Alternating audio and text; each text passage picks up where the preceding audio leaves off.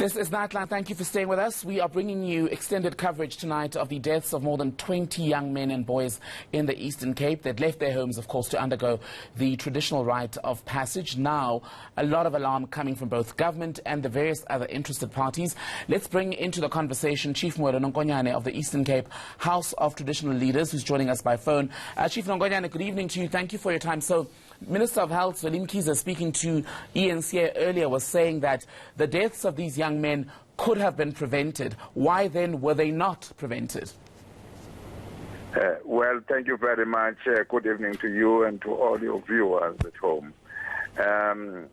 Again, we, both Condoleezza as well as the House of Traditional Leaders, are very certain about what actually took place, because indeed, as the Minister correctly pointed out, this death could not have occurred but for the negligence and carelessness on part of both parents, traditional nurses and traditional surgeons, who also opened illegal schools without complying with the custom as well as the applicable legislation. But what you've just highlighted, as well as what Minister Zweli Mkhize has been saying, Chief Nongonyane, is not new information. These issues come up every year. Why is it that yourselves, as the House of Traditional Leaders in the Eastern Cape and the various government departments that are involved in this, have not been able to stop this bloodshed? We cannot be able to stop a bloodshed precisely because some parents are actually colluding with ragamuffins and criminals. Certain inmates, initiates, are actually circumcised in the heart. Certain, as you may know, the applicable legislation in the Eastern Cape prescribes that there must be a minimum of 18 years. Many of the initiates that died are below that age. Clearly, they did not go through our customary structures, and clearly they did not even go through pre-screening for medical check, because in terms of the legislation, all initiates must go through that check, and the doctors must actually conduct a thorough check so that initiate is taken care of while undergoing initiation. And in one of the cases which we witnessed with the minister in Frontier Hospital in Queenstown yesterday, we found that in fact the mother was actually involved in something that is criminal in nature, in the sense that the initiate that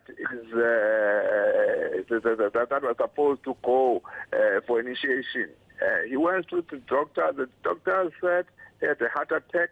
He could not undergo circumcision. But guess what? The mother then take the elder brother and said, well, it is the elder brother that is going through, and he was checked again, and he was found fit. Yet the actual person who went there was the younger brother that was precluded from going there in the first place, and he died. And how would we detect as traditional leaders? How would our government detect that when a person who must have the interest of a child do such a thing? And she is not alone. Many other people are doing that. And we went also to Circumcision Lodge, where even the Circumcision Law was at a place that is not conducive. Chief Nongonyane, allow me to come in there, and I take your point about parents being complicit in the maiming of their children and ultimately death in some of the cases. But that brings us to the issue of monitoring around the mushrooming of these illegal initiation schools. How often is that done? And would you agree that, based on what you are telling us tonight, that there is simply not enough policing of the mushrooming of these very illegal structures?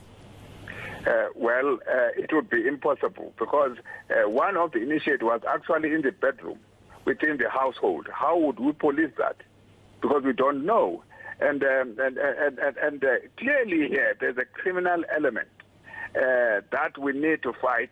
Hence, we are determined to make sure that we do have police, even intelligence, in each and every community, because some communities, when they see our team to rescue these boys, they would raise an alarm and these boys would run away. Clearly, we've got a problem here that we need to address, to make sure, because these people are bringing this custom into disrepute, and we can ill afford that as traditional leaders.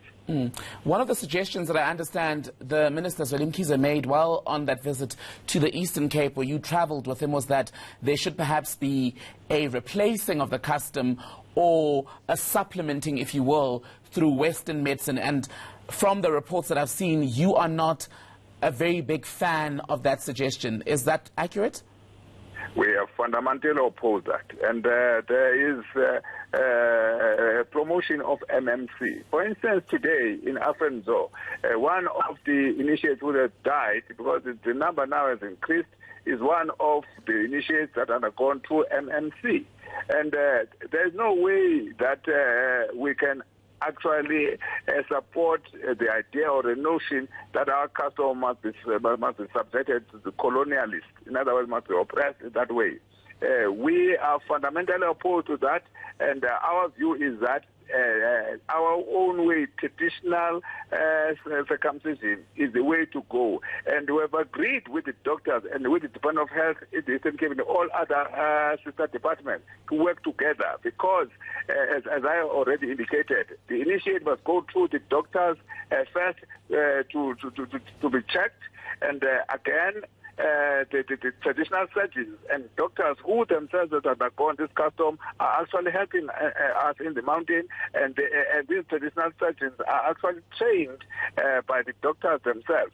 So, in other words, the involvement of medicine is actually allowed in our own system. There is no way, the place, therefore, that we must actually do away with our own system and promote the westernized system at all. We feel that they are not sensitive. And, in fact, they want to deny the right of our people to their customary rights. There's a feeling, though, Chief Nonganyane, and this comes up both during June and the December initiation season, that to an extent, there is a placing of custom, tradition and culture above life. Do you see why that view exists? No, there's no way we can place this custom above life. In fact, our view is that the custom of initiation from boyhood to manhood can never cause grievous bodily harm or any harm, let alone death. Clearly, there's something wrong there. In other words, it's about those people who want to enrich themselves at the expense of the tears of mothers and fathers of these children, and in order to tarnish the image of this custom so that we can be subjected to them. Hence, we are not going to allow them that ourselves as Africans can be underlings in our own Africa and be subjected to Western norms at the expense of our cultural norms in Africa. That is why, therefore, we are firmly of the view then that this custom, when it is administered properly by people who are actually trained, who are actually authorized by traditional institutions, as well as those people who are complying with the legislation of our own government, there can never be any death. In fact, we have already proved that in many of the regions in the Eastern Cape. How do you respond to the view that you and government, as traditional leaders and the government, have failed the more than 700 young men who are said to have died undergoing this rite of passage between 2006 and 2019? That is totally unfair and unjust. The government and ourselves, for instance, yesterday I could not sleep. I was going around, and my own time, certain parents were asleep, and yet it was my responsibility to go through each and every lodges. And again, millions of rands the government has provided to assist in the program. and Department of Health, Department of South African Police Services, and NPA, and Department of Arts and Culture, all of us are united together with the district municipalities to really save our children. But as custodians of this rite of passage, Chief, and apologies for cutting you off, but as custodians, surely you would agree that there is more for you to do, especially because you're fighting for its preservation. Yes, in fact, there's more for us to do, but we can do so much, but without the cooperation of the parents who should actually cooperate with us, and without the cooperation of the communities, then we can do so much and no further. That is why, therefore, it is important to clean out, to overhaul the legislation so that we make it a criminal offense for parents and all communities to collude with these criminals. That was Chief Mmuelo Nonkwanyane, Chairperson of the Eastern Cape House of Traditional Leaders. Thank you so much for your time tonight, sir.